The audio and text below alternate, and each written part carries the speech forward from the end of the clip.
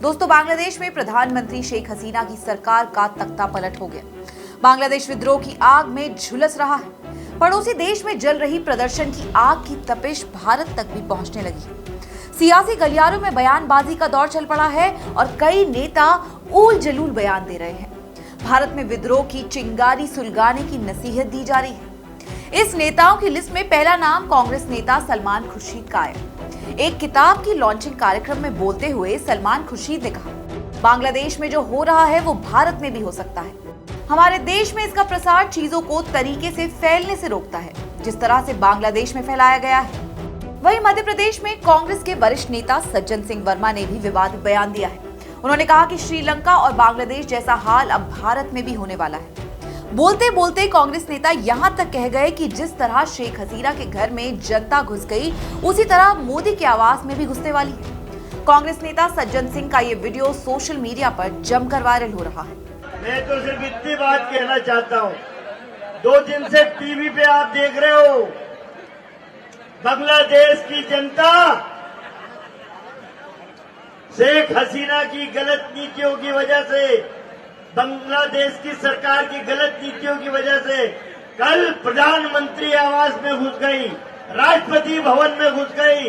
याद रखना नरेंद्र मोदी जी, एक दिन ये जनता जितने सड़क पे हिलोरे ले रही है, एक दिन तुम्हारी गलत नीतियों से तुम्हारे प्रधानमंत्री निवास में घुस जाएगी, कब्जा कर लेगी।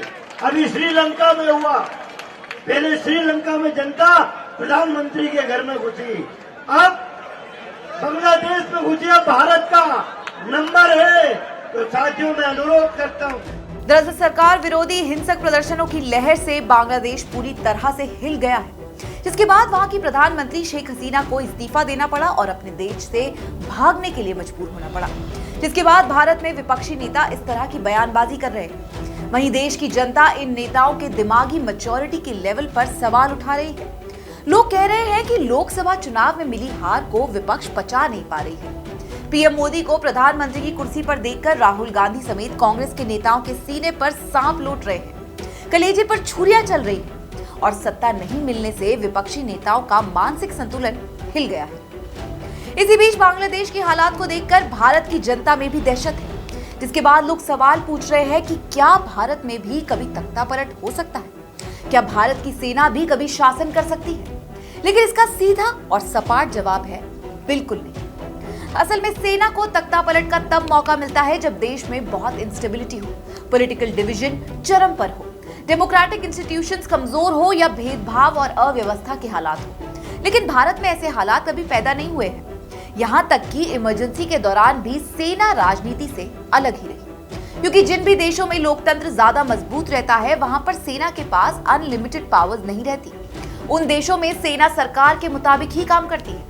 अब तक भारत की सेना का जैसा इतिहास रहा है, भारत में डिसिप्लिन ही सबसे ऊपर है। इसकी वजह यह भी है कि भारत की सेना के जो नियम हैं वो पश्चिमी देशों से प्रभावित है और पश्चिमी लोकतांत्रिक देशों में तख्ता पलट की घटनाएं नहीं हुई। असल में अंग्रेजों ने भारत पर राज किया है, उनकी तमाम पॉलिसीज का भारत पर गहरा इफेक्ट पड़ा है। ऐसे में सेना भी इससे अलग नहीं रह पाई है। छोटी मोटी घटनाएं तो होती रही, लेकिन कभी लगा ही नहीं कि सेना के अंदर भी बगावत हो सकती है, क्योंकि एकजुटता का मंत्र ऐसा था कि इसने कभी भी भारतीय सेना को लक्ष्मण रेखा पार नहीं करने दी। वहीं बांग्लादेश से हिंसा और आगजनी की जो तस्वीरें आ रही है वो डर और खौफ पैदा कर रही है। सवाल ये भी उठ रहे हैं कि जो बांग्लादेश लगातार आर्थिक प्रगति कर रहा था, पाकिस्तान ही नहीं इंडिया से भी बेहतर वहां की सरकार काम कर रही थी, वहां की जनता एकदम से बगावत पर क्यों उतर आई? और वहीं गुस्से से भरी बांग्लादेश की जनता ने ऐसा उपद्रव क्यों किया, जिससे बांग्लादेश को उबरने में उसे लंबा वक्त लग सकता है। इसलिए ये भी कहा जा रहा है कि भोली भाली जनता कब किसके बहकावे में आ जाए कुछ कहा नहीं जा सकता।